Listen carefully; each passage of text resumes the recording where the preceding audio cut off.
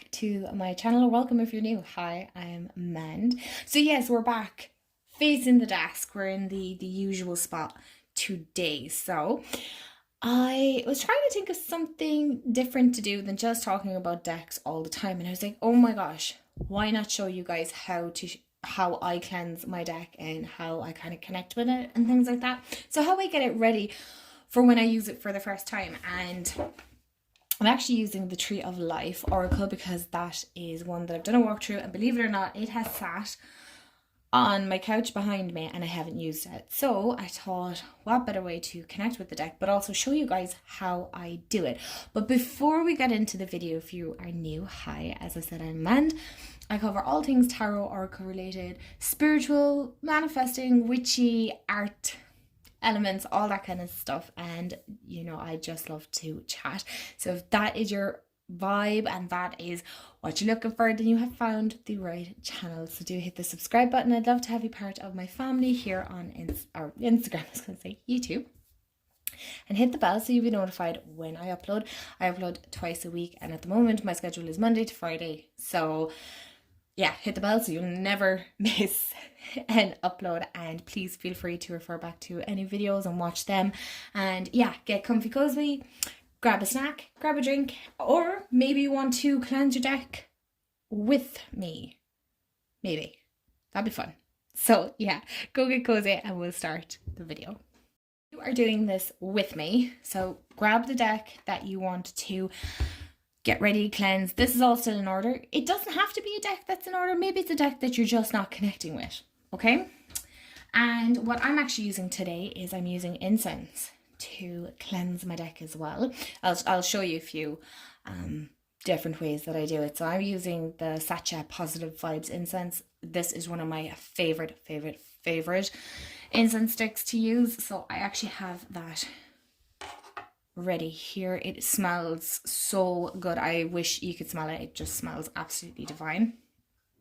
But also another way you can do it, if you don't want to use, or maybe you can't use smoke cleansing, that's completely fine as well. Crystals, you guys know how much I love crystals. I have a selenite wand. I have several different selenites actually. Hold on, let me grab them and show you. Intended. Anyway, so this is the one that I showed you. It's okay. I got this in Scotland. The tip of this is actually broken, but I mean, well, not broken, it's chipped more than anything else. That's fine. That makes no difference. Or if you have maybe something like this. Can you tell I like the swirls? I love selenite. It's one of my favorite cleansing crystals. It's such a high vibrational, gentle, angelic kind of energy off it. Sorry, it's focused on the. So you can use those. You can use selenite to cleanse it. You can also use like a little tumblestone. You do not have to have like big pieces like me. I just like to be extra like that. As you can see, like I have a crystal here, and then I also have berry. Everybody knows berry, I think, at this stage. This is my strawberry quartz skull. She's a beauty. Let's leave her in the video as well. She wants to be. I also have a rough piece of selenite, which I've had for many years. This used to flake so bad. So do be aware when you buy selenite raw. Like this is a raw selenite tea light. That it does splinter, it does break, alright? So just be aware of that. So if you use something like that maybe. Or another thing you can use is clear quartz. You can use clear quartz to clear any energy. This is such a high vibrational. This can be used in substitute for any crystal that you want to use for. So we say you're doing maybe a spell and you need several different crystals, and maybe you don't have them, but you have a bag of clear quartz chips. Ta-da! Now you have all the crystals that you need. So yeah, you can use clear quartz. Or if you want to be super extra, what was that? That frightened me. I think it was something in the bin. You can use a wand. This is mine. I love this. My mom bought me this at a holistic fair a very long time ago. I've had to glue the top on because this unfortunately broke off. But yeah, it's all about just your intentions of clearing it. So, and I'll show you another way as well. If you don't have any of these, you don't have any tools whatsoever. If you don't have any of those, please don't worry. Don't be like, oh my God, I have to go buy clear quartz and wand and selenite. You do not. No. just grab your deck.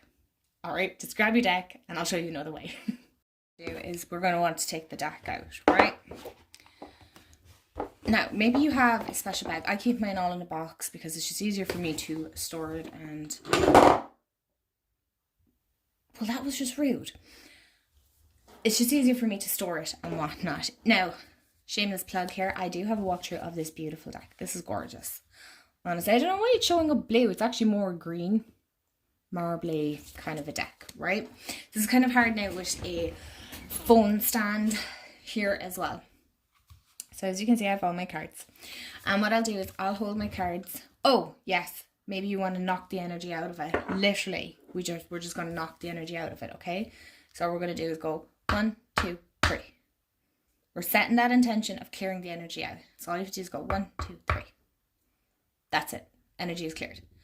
So, you know, it may be from anything from factory made to the handling of it to the packaging to the whole lot. That's what you're setting the intention is. I'm releasing all of that. Okay. Another way of cleansing it is you can wave a crystal over it. Again, with that intention of clearing any energy that's in it. Right? So I might visualize white light cleansing going in between each of the cards, cleansing every one of the cards of any energy. Hello, words. Any residual energy that may be hanging onto the cards. Now, before we get into the smoke cleansing, because I do want to light this incense, it smells amazing, is don't have this fear that there's like really bad energy, you know, stuck to this or anything like that. There isn't. It's just any residual energy. You want it tuned or attuned to your energy. That's the whole purpose of this. You want this tuned to your energy, all right? So you're just going to wave a crystal over it. You can wrap it around it. You know, maybe you want to hold it this way and wrap it around it like this. Okay, maybe you want to go this way. So I'm not sure, like, yeah, you could go this way. All right. So that's one way of doing it with a crystal. You can do the same thing with your wand. Where is my lighter? So I'm going to just light the incense stick.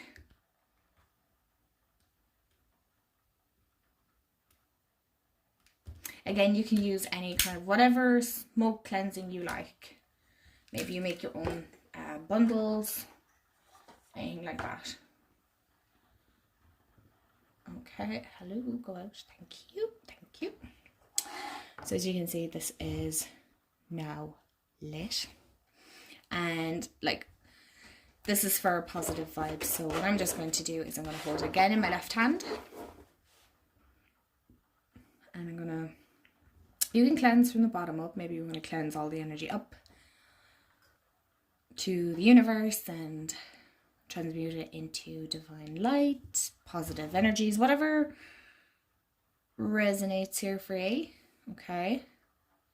You know, one second, I need to tip this into my... Oh gosh, I'm after getting incense ash everywhere. You're going to cleanse all that. I'm hoping you guys can see. Maybe I'm every which way. Maybe you want to take each card individually and cleanse it that way. Now, I don't do that with tarot or bigger oracle decks for the reason being is this is going to take me forever. And I'll be honest, sometimes I just like a quick, easy cleanse, use my cards. And that's completely fine too. So that's another way you could do it, right? They're the ways that you could absolutely cleanse your deck. So let's get on to clearing the cards and tuning them to your energy. Cleanse, and it's cleared of any residual energy and anything like that, right? So it's completely a clean slate. So the next thing we want to do, again, holding it in your left hand, you're going to touch every card, okay? You're going to look at every card. You don't have to sit with it very long, but you're just putting your energy into every card. You're touching every card. You're getting the feel of it. Because think of it, you're like two people meeting for the first time. That's the way I describe it. It's like, you know, you don't go into the heavy details when you first meet somebody. It's the same with a deck. You're not going to do a big deep dive straight away. No, you're going to want to get to know the energy. You want to get to know what it feels like. What is it telling you?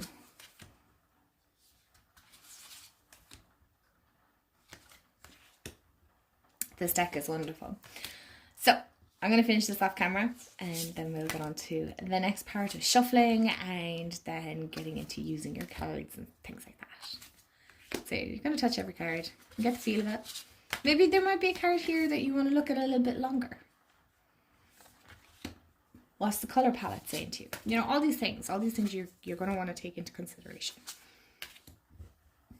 Fused our cards with our energy, if you want to put it like that. What I'll do is I'll try and split the deck in half. Now, I'm not the best at this. The Llewellyn decks are the easiest ones to riffle shuffle, but I find this is kind of one of the better ways to try and get the cards to mix up. What you can do is you can lay all the cards out and then kind of shuffle them all up and pick them up again. Again, you're going to be touching every card, basically. So I'm going to try and riffle shuffle. This is going to be so embarrassing, but we're going to try, okay? This is like, you know, one of those spaces where it's okay to be yourself, right? And if you're weird and odd, so am I. So we're all in the same boat. We're all friends here. You know, Hay House's decks aren't the best at that. Oh, that wasn't bad. You know, they're a little hard on my hands. Now, I don't have any issues with my hands, but that's a little tough. Okay, so you're going to notice that the cards aren't 100% mixed up. So what I'll do then is, but it mixes them up a small bit for me. I'll start shuffling. So I'll start shuffling that way. And I'll start shuffling back and forth. And doing it the same. And I'll keep going back and forth. And then I'll be like, okay. And as you can see, it's still not really mixed up. Not really. Okay. It's still, look, these are still together. Okay, so what I start doing then is I'll go like this. I'll make 2 piles. Okay, so this is a 9. So we're going to put that away. That matches this one. So we're going to shuffle again. We're going to see, can we see something else? Okay, so that's a 2. So hold on. We'll kind of go through the deck and go, okay, right. So these can go here. And then we'll shuffle again and we'll go, okay, these can go here. And then we might take another one from here and then we'll do this and then we'll do, oh no, that's too close to that one. So we might do that one. And then we might do this. And no. All right. So we might go there. And then, you know, so it starts getting a little bit messy. It does. It starts getting a little bit messy, but that's okay. Because what you're going to want to start doing is, no, you're going to start mixing everything up. This is what you're going for here. So you're going to go there. So you're going to take your cards again. And you're going to shuffle again. And go, okay, so we have this on 13. Okay, so we'll go over here. It doesn't matter. It really doesn't matter. Because the thing is, at the end of the day, the whole point of it is to have it all mixed up. Are the cards going to start matching again at some point? Yeah, probably. That's just kind of the way it is. Okay, so we'll go that way. So as you can see, they're kind of a little bit too close in numbers. All right, so now as you can see, I have 23, 24, 25, and 27. So what I'm going to do now is, I didn't mean to show you this whole process now, sorry about that. I am going to just pick random spots. Go, okay, right, so no, not here. So I'm going to go another 2 cards, right, there, here, no, here, yeah,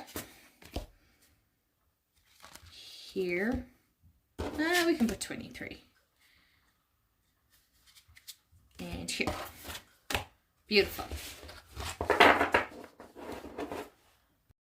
Cleansed, tuned to you. You've kind of gotten the feel of every card and the energy, kind of, you know, a hint. So like an insight to the energy, that's the word. So this makes an interesting noise actually. Can you hear that? What does it sound like? I feel like it's that, do you know that, them like raincoats, when you kind of scratch them, they make that, I don't know. So we're going to ask it what message it would like us to know. And sometimes that happens and sometimes it doesn't. So the card that flew out is the Pillar of Mercy, Grace, Peace and Love. Now, I'm not familiar with this deck and I'm not 100% sure of the Kabbalah and all that kind of thing. So I'm actually going to refer to the guidebook. So you're going to go into your guidebook. And this is the Pillar of Mercy. Do you know, I'm going to look at the start. Looking at me trying to find it. So what we have is the Pillar of Mercy, which is grace, peace and love. So this pillar contains, I'm not even going to try and butcher these names. Wisdom, mercy, victory. It is the right hand pillar of the tree of life, but the left arm.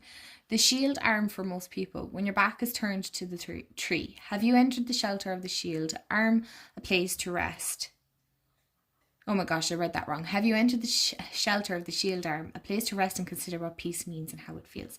So the features then is rest by shelter in a space that's comfortable and loving. So the guidance then is rewards for your hard work, whatever that's been, are becoming more evident now, and opportunities born from your efforts will bear fruit. These are likely to have come through the application of trust mixed with a fair old dose of inspiration and faith in the process you've been going through. Generous people are smoothing the way now, both those who have belief in your ability to deliver and those who just want to help you achieve a goal, but doing things your way is still the golden rule. Oh, that is apt. Okay, I love when this happens. Anyway, so you get the idea, and then you have an activate as well. So to feel the true power of this pillar, you may first want to be clear about the things you seek in abundance. The law of attraction could call, or perhaps you favor another way forward. It makes no difference, as this pillar asks only one thing from you: uniqueness. Okay, this deck is definitely going to be one of my... Oh, this is interesting. Wow. Okay, I didn't expect that to happen on camera, but here we go. I don't get to make the rules. Sometimes these things just do that. So that is pretty much how I cleanse my deck, how I connect with it. I ask what is the message that it wants me to know. I kind of just want the general feel, and kind of like, not this whole, you know, how are you going to help me and how am I, you know, it's like, what do you want me to know? What is it that, you know, I need to know from you? Like, and then you get the feel of the deck, and that's, I think, how a lot of us kind of end up personifying our decks, because this is the way of doing it. So that's how I basically connect with my decks. I hope that is helpful to anybody who might struggle to connect with your deck. Let me know, do you have other ways that you might connect with your decks? Maybe you bring it outside, or you kind of, you know, I know some people sleep with it underneath the pillow and stuff. I can't do that. No, that's not happening. I can't even have it in my room because my cats will just create absolute havoc. And I don't need to be missing cards and things like that.